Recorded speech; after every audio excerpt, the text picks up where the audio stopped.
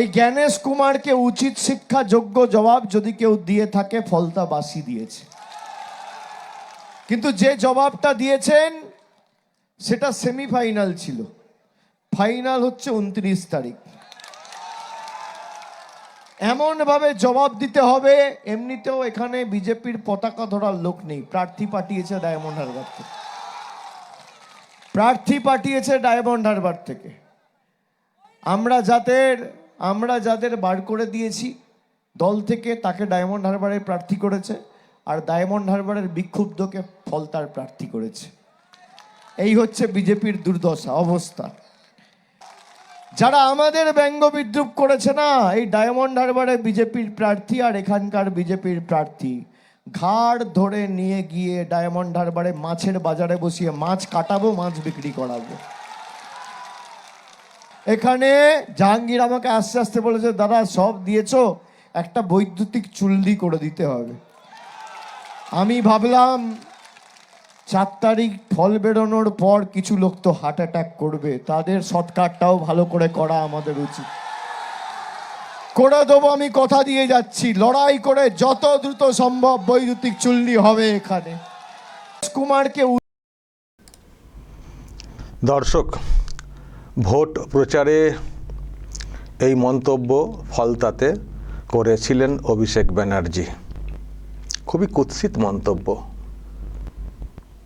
ওনারা জিতলে নাকি ওখানে হার্ট অ্যাটাকে অনেকে মারা যাবেন, তাদের সৎকারটা ভালো করে করতে হবে, সৎকারের আনন্দ।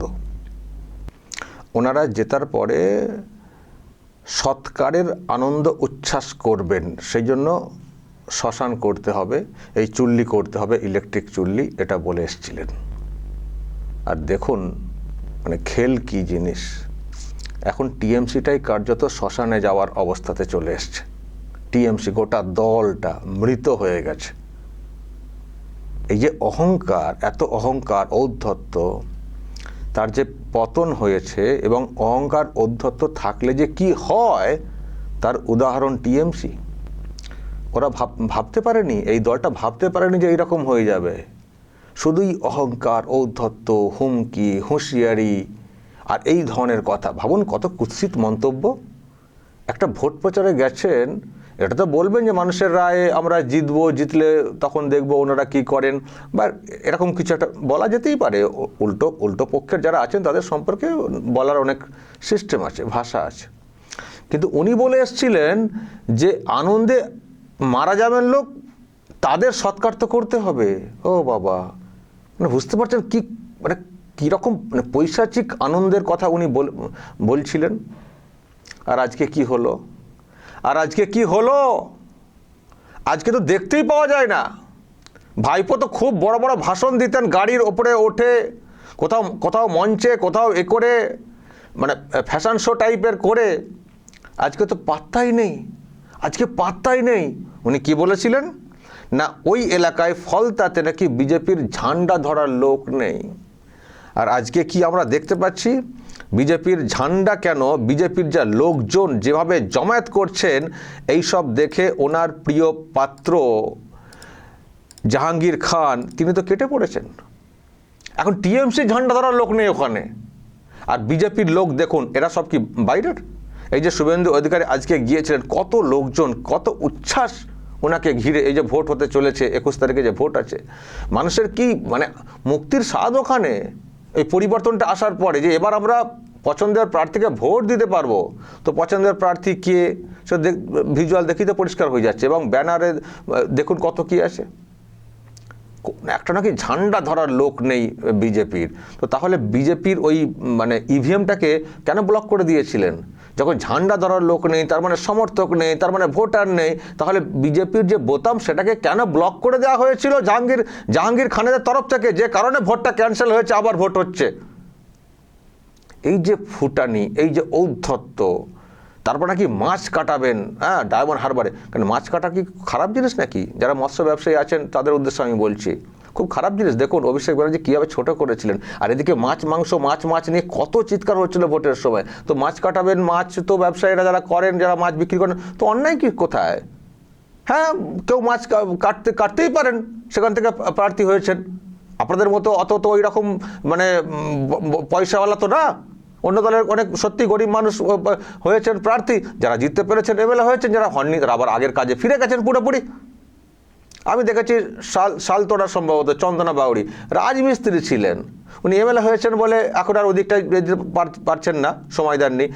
যদি না হতেন, রাজমিস্ত্রি হতেন তো সমস্যা কোথায়? হারলে হতেন তো ওই পেশাকে নিয়ে তো ছোটো করার কী আছে? উনি এরকম করেছিলেন, ঝান্ডা ধরার লোক নেই, তারপরে মাছ বিক্রি করাবো। আর সব থেকে বড় বিষয় দর্শক, ওই যে জায়গাটা উনি হাঁটাটাকে মারা গেলে নাকি শ্মশানে মানে এই পোড়ানো হবে, সেটার জন্য উনি চুল্লি তৈরি করেন। ভাবুন কি পৈশাচিক ব্যাপার স্যাপার, কি পৈশাচিক ব্যাপার স্যাপার। আর ব্যাস এখন পুরো সময়ের ফেরে পুরো উল্টো হয়ে গেছে। এখন রমরম করছে বিজেপির ফ্ল্যাগ, ফেস্টুন, পতাকা, মানুষ উপচে পড়ছেন। আর এদিকে আমরা দেখতে পাচ্ছি পুষ্পা, তিনি মানে মাথা ঝুঁকিয়ে দিয়েছেন, তিনি ভোট থেকে সরে এসছেন। তো হলোটা কি? এখন অন্যদের পতাকা রমরম করছে, চাপে পড়ে যেটা হচ্ছিল না। আর টিএমসির পতাকা এখন খুঁজে পাওয়া যাচ্ছে না। অনেকে বলছেন যে আমাদের এই কথা আজও কানে বাজছে, যেভাবে অভিষেক ব্যানার্জি হুমকি দিয়ে গেছিলেন এখানে, আমরা নাকি হার্ট অ্যাটাকে মারা যাব অনেকে, তাদের আমাদের চিতাতে তোলা হবে, এই ধরনের তার আনন্দ প্রকাশ করে গেছিলেন। তারপরে বলে গেছিলেন এখানে ঝান্ডা ধরার কেউ নেই। আজকে তিনি কোথায়? তিনি কেন আসেননি? তিনি আসেননি একবারও প্রচারে।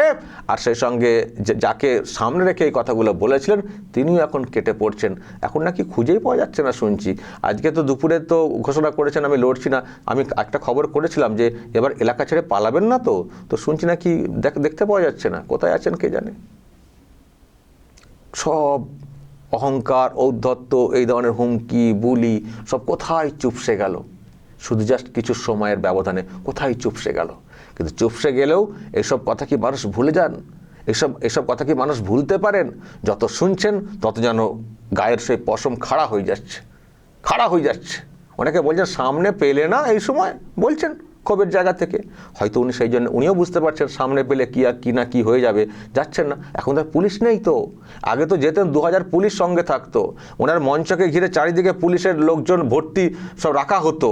এখন তো পুলিশ নেই। এখন তো নর্মাল যে কোনো মানে অন্য এমপি যেমন সিকিউরিটি পান, ওনার ক্ষেত্রেও সেই সিকিউরিটি বরাদ্দ করে দেওয়া হয়েছে, এক্সট্রা কোনো সিকিউরিটি নেই।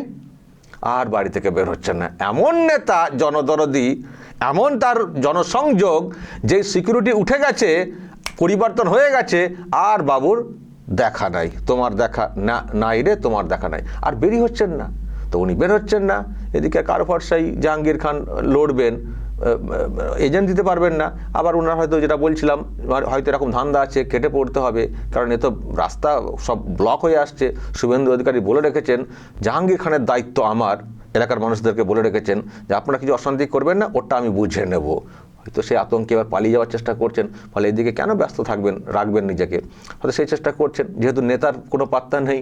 আবার কেউ বলছেন, আমি খবরে দেখছিলাম অভিষেককে নাকি অনেকবার ফোন করেছেন জাহাঙ্গীর খান, এই মানে এই উইথড্রর ব্যাপারটা, মানে ভোট থেকে সরে আসার ব্যাপারে। এখন তো আর উইথড্র করা যাবে না, যেহেতু নমিনেশন ফাইল হয়ে গেছে, 2 দিন পর ভোট, এখন কিছু করা যাবে না।